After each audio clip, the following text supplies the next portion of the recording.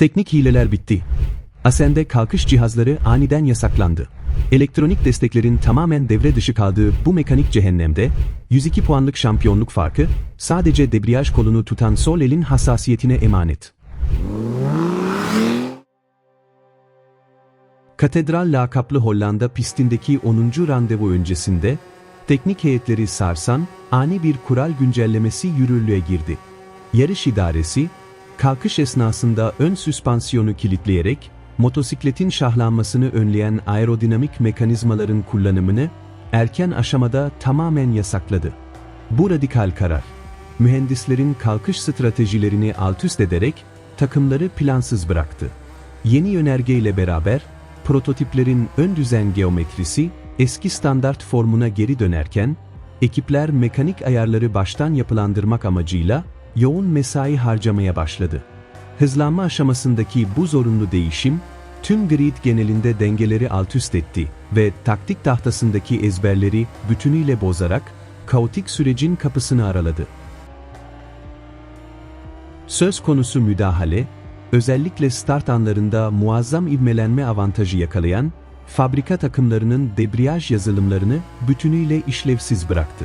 Asen düzlüğündeki kırmızı ışıklar sönmeden evvel, pilotların sol el hassasiyeti, artık debriyaj kontrolündeki tek belirleyici unsur durumunda.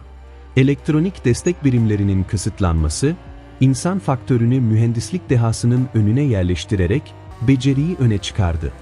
Gaz kolu milimetrik kontrol edilmediği takdirde, motor gövdesinin yukarı kalkması, kaçınılmaz bir fiziki tepkisi olarak öne çıkıyor. Padoktaki şef teknisyenler, kalkış haritasını sürücü reflekslerine uydurmak adına, veri kayıtlarını incelerken soğuk terler döküyor.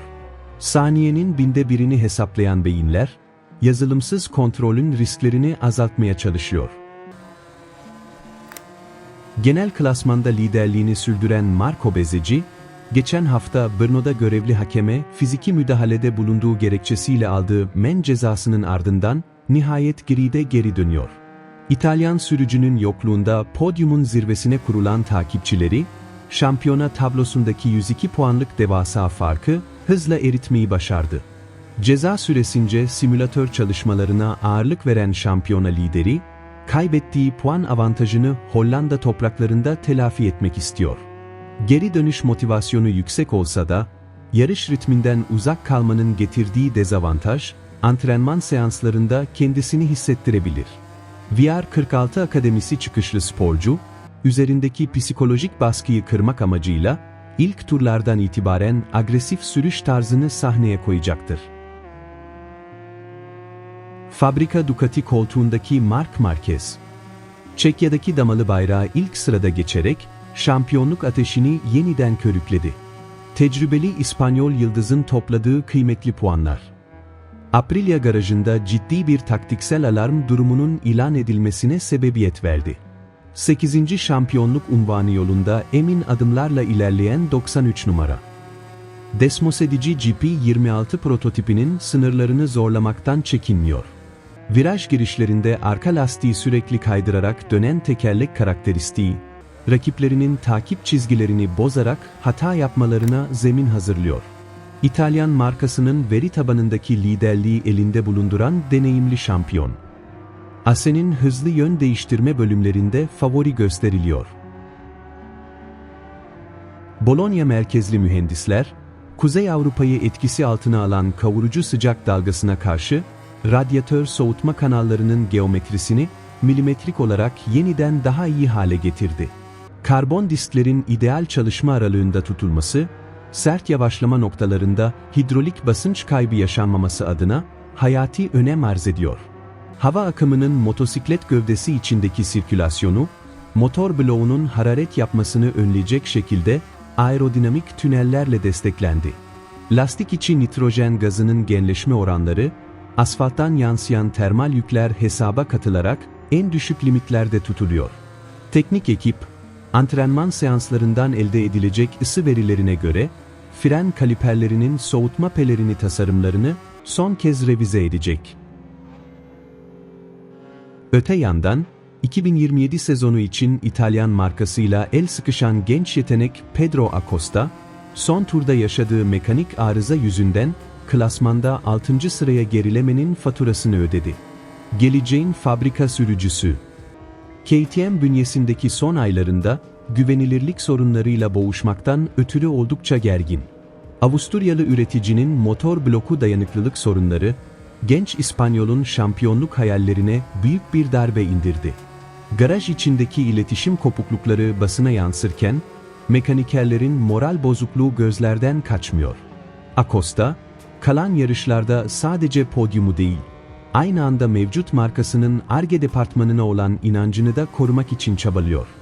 Genç yıldızın yeteneği, prototipin eksiklerini kapatmaya yetmiyor. Ducati Lenoro bünyesinde mücadele eden Francesco Bagnaia ise, Desmosedici GP26 şasisinin viraj ortası stabilite karakteristiğini çözmek adına telemetri mühendisleriyle garajda sabahlıyor. İtalyan sporcu, liderlik yarışının 53 puan gerisinde kalmanın yarattığı psikolojik baskıyı kırmak zorunda. Bologna merkezli fabrika ekibi, eski şampiyonun agresif sürüş geometrisine uygun revize edilmiş bir arka maşa tasarlayarak Asen Padun'a yetiştirdi. Ön taraf hissinin zayıflığından yakınan İtalyan yıldız, bu güncelleme ile beraber viraj apexlerinde kaybettiği zamanı geri kazanmayı hedefliyor. Takım arkadaşı Marc Marquez ile paylaşılan telemetri verileri, kırmızı prototipin gerçek potansiyelini sahneye koymak adına hayati önem taşıyor. Asen'in meşhur hızlı yön değiştirme sekansları. Michelin ön lastik omzuna binen yanal kuvvetleri, tarihin en yüksek seviyelerine ulaştırıyor. Hamurun kimyasal bileşenleri, yüksek zemin ısısıyla birleştiğinde, sol yanak profillerinde erken deformasyon riskini beraberinde getirmekte. Lastik tedarikçisinin mühendisleri, takımlara asgari taban basınç değerleri konusunda katı uyarılarda bulundu. Kural ihlali durumunda verilecek zaman cezaları, pilotların viraj ortası eğim açılarında daha temkinli olmalarını gerektirebilir.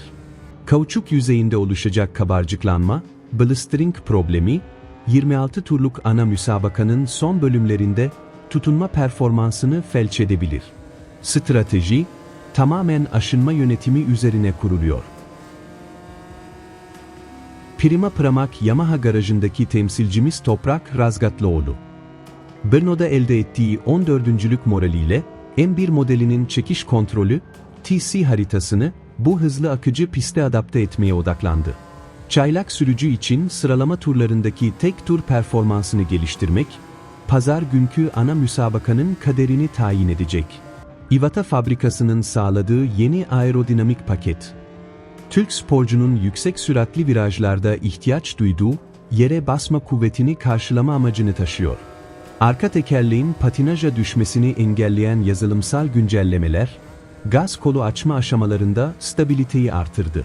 El Turco, kask vizörünün arkasında ilk 10 mücadelesine girmek adına zihinsel olarak tamamen hazır durumda. Motosiklet dünyasının bu en prestijli viramlarında hata payı tamamen sıfıra indirilmiştir. Kusursuz mekanik deha ile saf insan iradesinin çarpışacağı 45 dakikalık bu ekstrem sınav başlamak üzere, kronometre amansızca işliyor. Asfalt üzerindeki tekerlek izleri, şampiyonların kaderini belirleyecek çizgileri çizerken, tribünleri dolduran 100.000'i aşkın seyirci motor seslerinin senfonisini bekliyor. Mühendislerin bilgisayar ekranlarındaki son kontroller tamamlandı. Mekanikerler battaniyeleri lastiklerin üzerinden çekti. Artık sadece pilotlar ve altlarındaki 300 beygirlik canavarlar baş başa. Katedralin sessizliği, yeşil ışıkların yanmasıyla beraber yerini tarihin en büyük gürültüsüne bırakacak.